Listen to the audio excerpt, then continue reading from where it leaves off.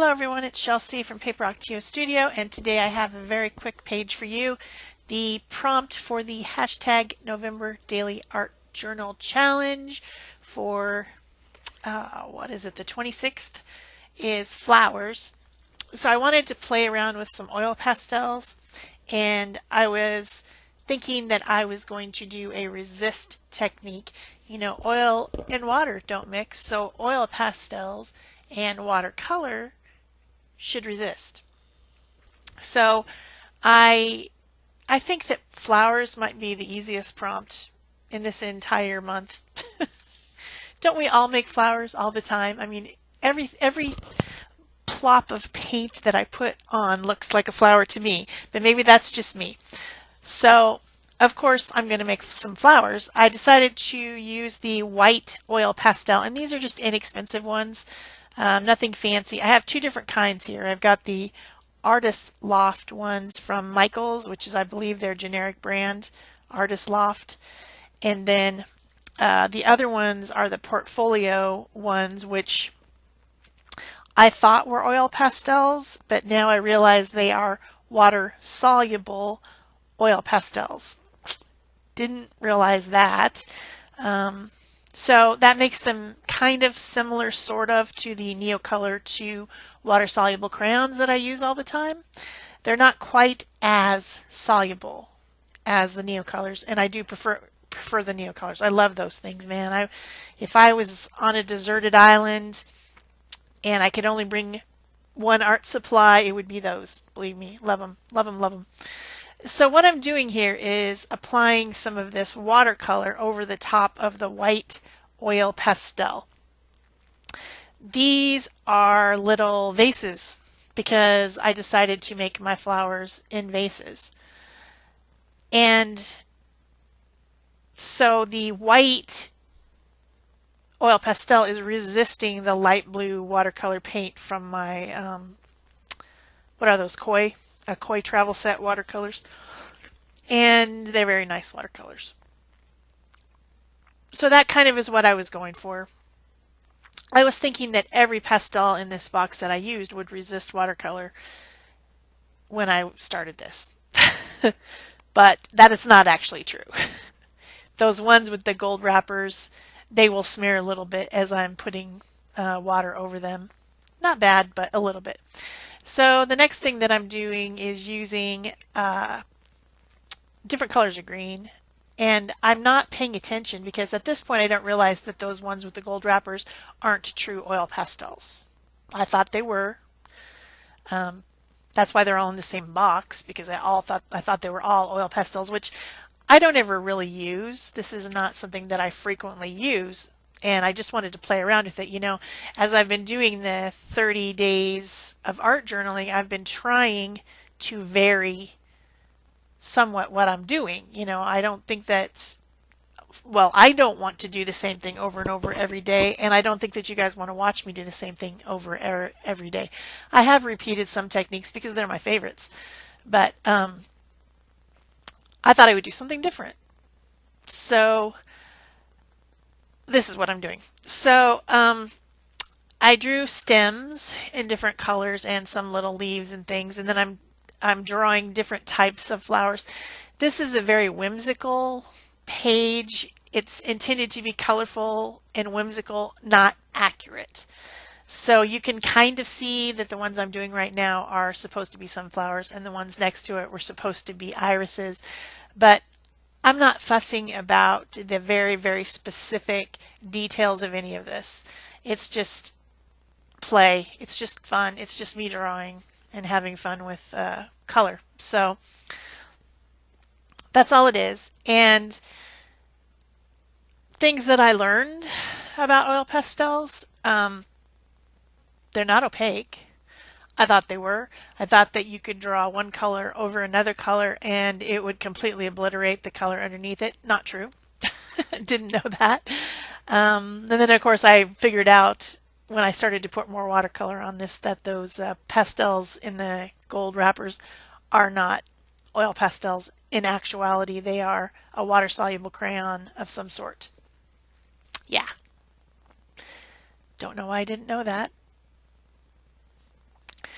So I threw a couple of the flowers onto the ground just to make more interesting composition, and then I drew different types of vases, rounded ones, squared ones, and they're all supposed to be clear, like inexpensive glass vases like you would get with flowers that somebody sent you. Usually they're in clear. Sometimes they're not, but usually they're in clear glass. And then there's a kind of like a fishbowl one, and just I was just trying to go for like a collection of pretty flowers. Maybe it's at the florist, maybe it's the ones that they're using to make their bouquets, or maybe it's just maybe somebody really likes flowers and has a lot of them. I rarely have flowers because I can't really pick them from my garden because, yeah, anything that I might pick would probably stab me with a vicious thorn here in Tucson, Arizona. um, my mom does have roses, and those can be picked, but I don't have any roses. I just have the indigenous plants pretty much because, we want water conservation here where I live. We worry about that, and so we try to get drought resistant plants. So I have a lot of cactuses, and yeah, they do bloom, but you can't pick them and put them in a vase because they're blooming right on the plant, and literally you would get stabbed and bleed if you tried to pick it. And then those flowers do turn into fruit eventually. And then we have mesquite trees, which just have these pollen-filled puffs. Uh, yeah, they make me sneeze. Um, yeah, I don't really have anything to pick. So the answer to that question is the only time I have flowers in the house is if someone sends them to me, which isn't very frequent. But if I lived in an area where I could grow a big field of flowers in the spring and summer, I would, and then I would pick them and have them in the house because that would make me happy. But anyway, man, I just got completely off track. We're not surprised, are we? We're not surprised that Shel went off track at all. So I'm finishing up all my different flowers that I drew with the different pastels. Very whimsical. Okay, there's where I figured out that red supposed oil pastel is actually a water-soluble pastel. That's when I figured out, but it's not that bad. It's not that bad at all. And I'm just using some yellow from my watercolor set to fill in the background and to add more color to my page. It's a sunshiny page with lots of sunshiny yellow and blue. Maybe springy, maybe summery. I don't know. It's not wintry. I've been making wintry things the last few days. So, time to make sunny things. So this is fast. This whole page from start to finish only took me 48 minutes, which usually my pages that I condense down to 20-minute videos approximately take me about an hour and a half because I just can't get into that super fast art journaling thing. It's just not my style. So once I was done with that, I gave it a good dry. And then I decided I was going to add details with my black Posca pen. So I put the word flowers there. There was kind of a hole in the composition there that needed to be filled. And then I'm just doing this is what I call super fast sketching. I'm holding the pen very loosely and I'm quickly drawing lines. I'm not sitting there going, oh, I need to draw exactly here around this area right here. No, it's not like that. It's super fast, scribbly, quick lines. It adds movement and excitement to the composition. It's I don't know how to describe it. It's just something that I like to do, and you see me do it quite a bit, especially with my black and white Posca fine tips at the end of whatever I have made because I like the way it looks.